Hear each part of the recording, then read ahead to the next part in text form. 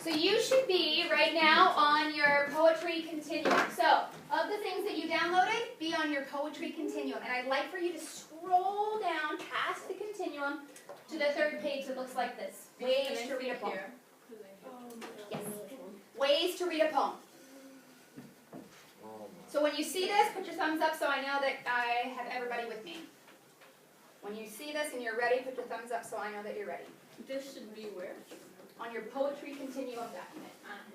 The new one. Okay, so we're all looking at this page right here, ways to read a poem.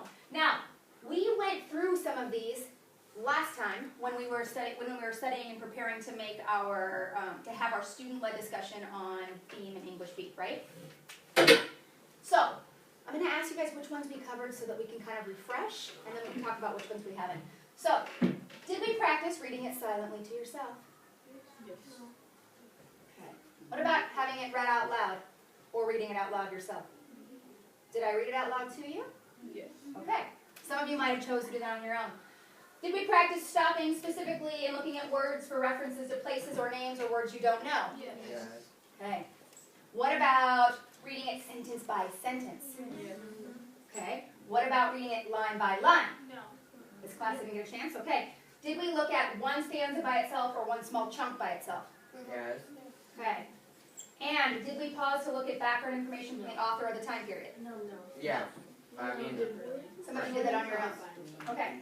All right, so we did a lot of these ways to practice reading a poem. So today, I'm going to start again by reading it out loud to you, and then we're going to have several sessions where I give you a little bit of time to choose one of these ways, because these are ways so that you can look at a poem and try to pick out different things about its meaning.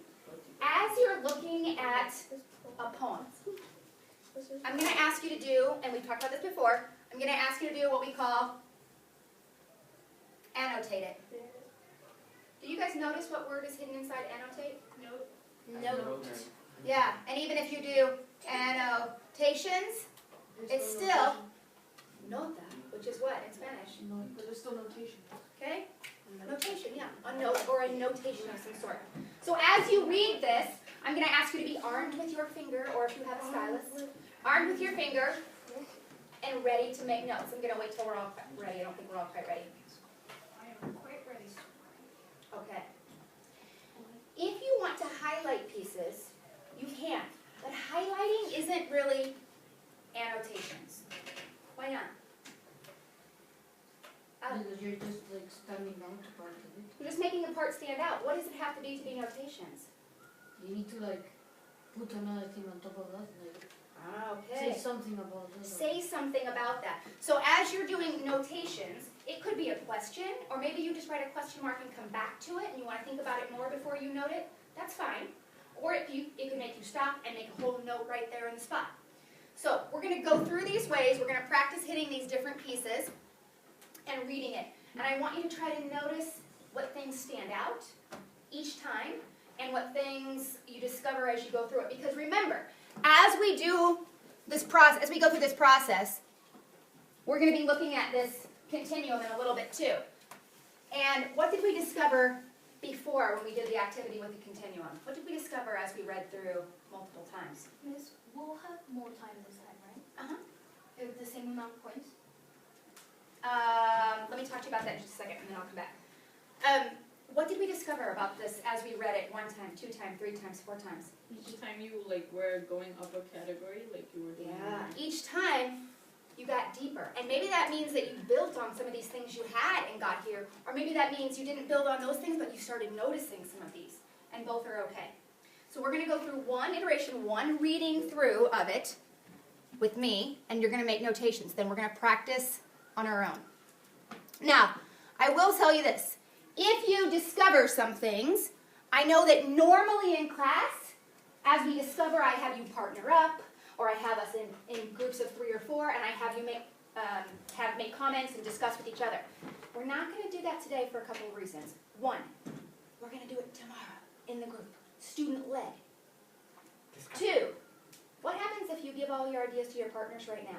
They'll steal both. They might use them in the discussion, and then you might say, well, she took all my points, which does sometimes happen, but it's going to happen way more if we give everybody our ideas. So today I want to see what kind of ideas you can dig for, how deep you can get on that continuum, how you can put pieces together to get further information, the more times we go through this process. So, here we go.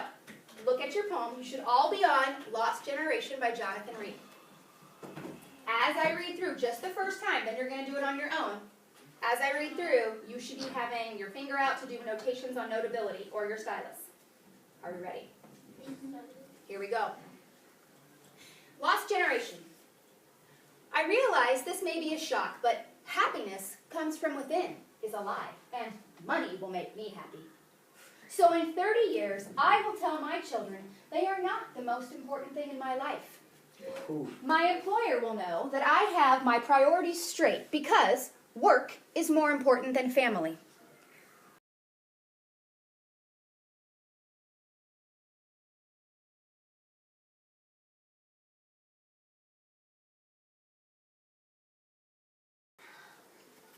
So now that you have finished doing your notations, and we've read it once out loud, the one we didn't get to the other day was practicing reading it through line by line. Now you can do this silently in your head, but since we have each other here, we might as well practice it aloud and hear some things that are different.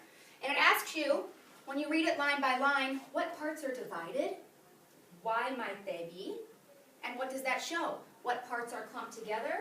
And do any of the lines sound different than each other? All of these sound like this, all of these sound like this. That's kind of what you're looking for. So you're looking for the idea of things being divided, line by line. So when you read this, you're going to take turns with your partner. First person reads the first line. Second person reads the next line. And you're going to listen for those things about how they're divided and see what you know. As you are reading this with your partners, what should you be doing? Notes. So you should be annotating. And that means, I can't think right now, I'm going to highlight, but you need to come back to it and annotate that with a thought that you were wondering about, or erase it. And if you want to pause, you can just say, can we pause for a second? I'm starting to write something, and then you can continue that. So I've divided you guys into 4 different groups. Why don't you guys separate?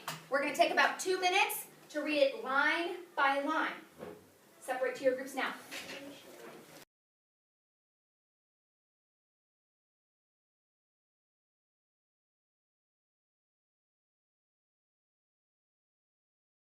So we're on our second iteration of this, or actually our third now, because I read it once out loud. We practiced this one, and you might practice this later at home tonight, and this one. Remember, when you go home tonight and you practice and get ready for our student-led discussion tomorrow, you're not going to go home and say, I read it 4 times in class, I'm done. What are you going to do at home? Read it. again. You read it 20 take times. more notes. Maybe 20 times, who knows? Think about what you did last time, and as you do your reflection for tonight's homework on your last one, think about what you might have corrected for this one. How could you make it better? So, we're ready to go another round. Now, I'm going to let you choose how you do it. Now, you're probably not going to choose line by line because we already did it, but you might want to read it out loud again, but yourself. So I'm going to have you choose any of these except number 5 because we just did it. So think quickly in your head which one you would like to try for your ways to read a poem. Because this is practice for when you're at home. You might try more of these over again, or you might try ones we didn't do. So raise your hand as I go through each one. Raise your hand if you're going to do the read it silently to yourself. Okay, you might want to step outside in the hall in just a minute. Raise your hand if you're going to read it out loud to yourself. Okay, raise your hand if you're going to specifically look for words or references that you don't know or you don't know what they mean, look them up. Okay, raise your hand if you're going to do sentence by... I'm going to do it. This one? Okay. Raise your hand if you're going to do sentence by sentence now. Anybody? Okay. Raise your hand if you're going to do one stanza by itself or a small chunk. All right, now you guys notice there are 2 stanzas in here? Jesus. Yeah, so you might have to chunk up that one that's really long, right? Okay. What about background information on the author or the time period? Okay, so you get to choose whatever you're going to do. So we're going to put 2 minutes on the clock for you to go through. Oh, it's over there. 2 minutes on the clock for you to go do this and think about what you're seeing, being good annotators and getting some ideas. And then we're going to come back and do another round of these. So, if you're going to go outside and read it to yourself and you want to be there, you may do that. If not, get ready. I'm going to start the clock. Ready? That's And for the out loud. begin.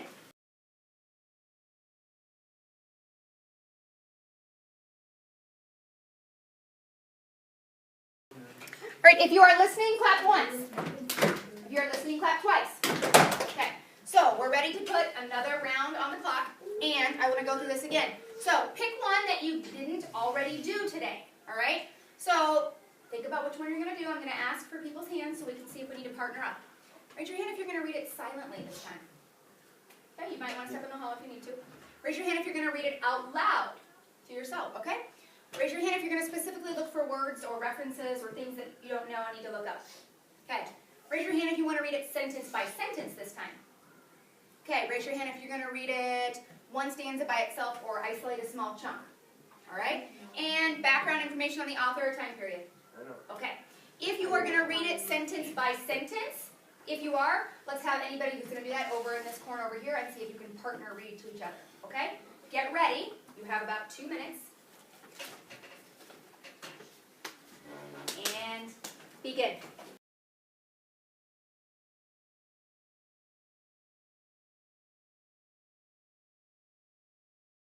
All right, let's come back together here. So we're going to do this one more time, one more iteration of this process. So raise your hand as you go through. Now the only one we did together in class was line by line, so you can pick any of those again for your next round. And as I'm going around, I'm starting to see some people who have a lot of different notes. And if you still have pieces that are just highlighted, try to come back to those and look and see if maybe you can add, or maybe you take the highlighting off if you're not sure why you highlighted that. So raise your hand if you're going to read it silently to yourself. All right, you can go outside just a minute. Raise your hand if you're going to read it out loud for yourself. Raise your hand if you're going to stop and look specifically for words or references to places and things you don't know. Okay? Raise your hand if you're going to read it sentence by sentence. Okay, those of you who are going to read it sentence by sentence, you can go over there and partner read for that. Start listening for the things that are different when you see it that way. Raise your hand if you're going to read it one stanza by itself or a small chunk by itself and focus on that part. Okay? And background information on the author or time period. Okay. I'm going to put 2 more minutes on the clock.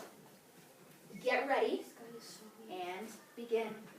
Come on over here. Is it fake though? No, you'll see. Come over here. I don't know, but the sources are like really bad.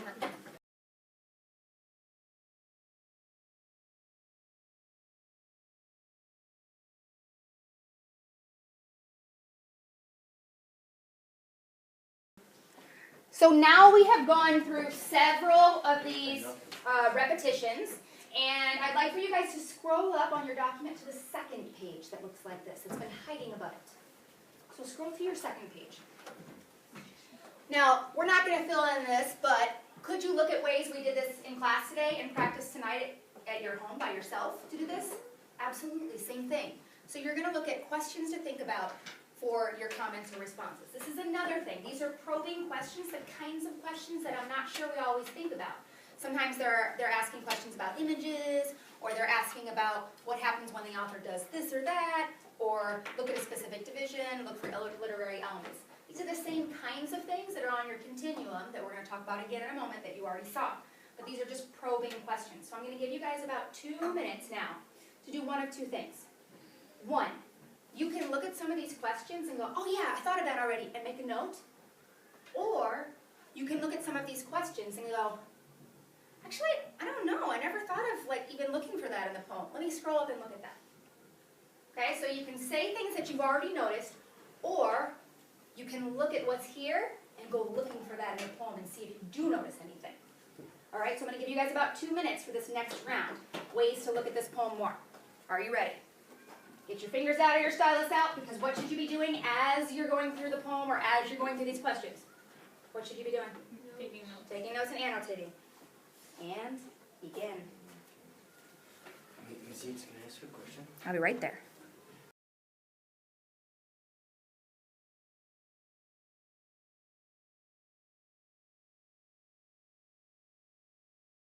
For this last part, we're going to go looking at our continuum. So if you would scroll up to our continuum, this is what you've seen before, but I wanted to talk about this a little bit and how we're going to look at this to make our next round happen.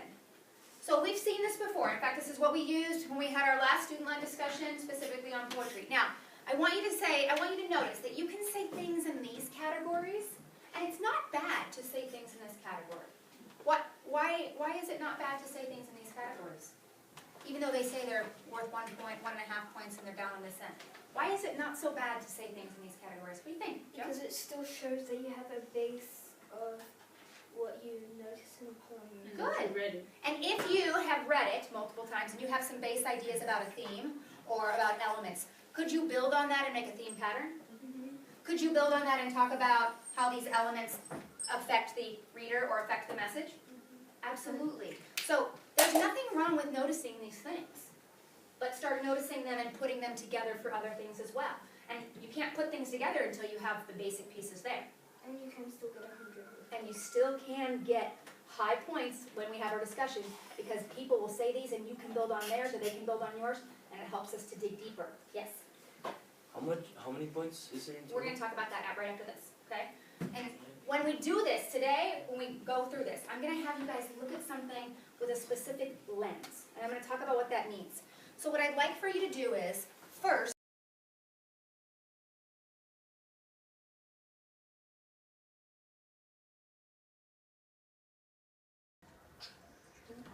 all right, so now that you've got your two things that we're going to use as looking for something with a lens.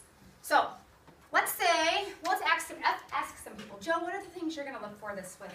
I'm gonna look at the cultural, religious, historical connection. Pick one of them. Pick one of them. Oh, What do you think you're going to notice more in this one? historical.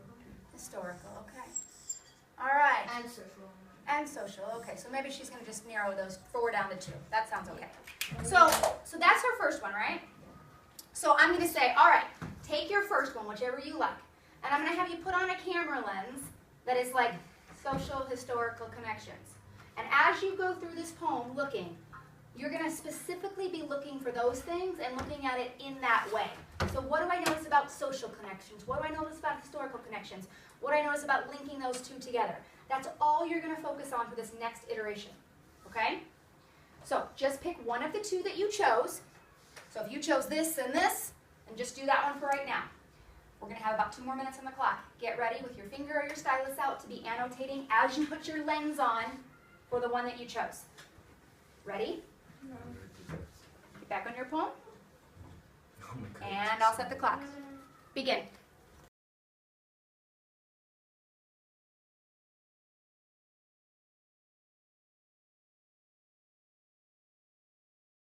Right, I'm going to ask you now to take out your other lens. So what is the other thing that you might have circled? Joe, what was yours you said? My other one, Yep.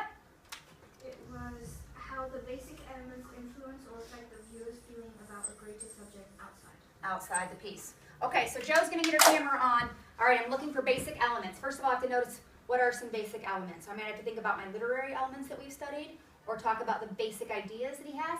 All right, now, okay, got my lens. How are these basic elements affecting, you chose, the viewer's feelings about what this could mean outside of this poem? Okay, I'm looking for that. So take your other lens out, and that's what I want you to be focusing on for this next one. I'm going to put 2 minutes on the clock. If you're really attached to the last one and you weren't done, you can finish that. But I know most of us are ready to move on. So, get ready for 2 minutes. Begin.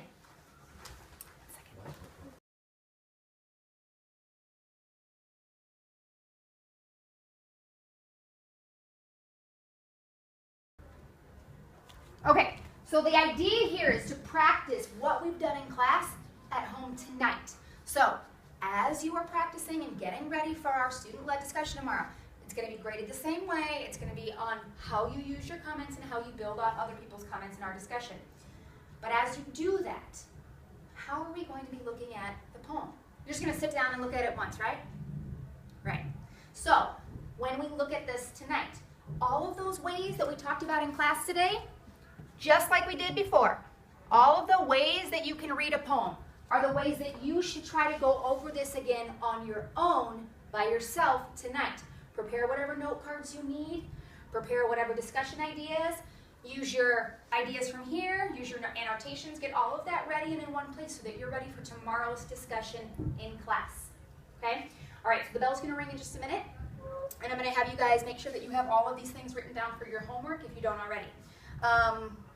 If you have a few minutes extra time, you can start on your reflection, but I think you probably only have about 1 minute till the bell rings.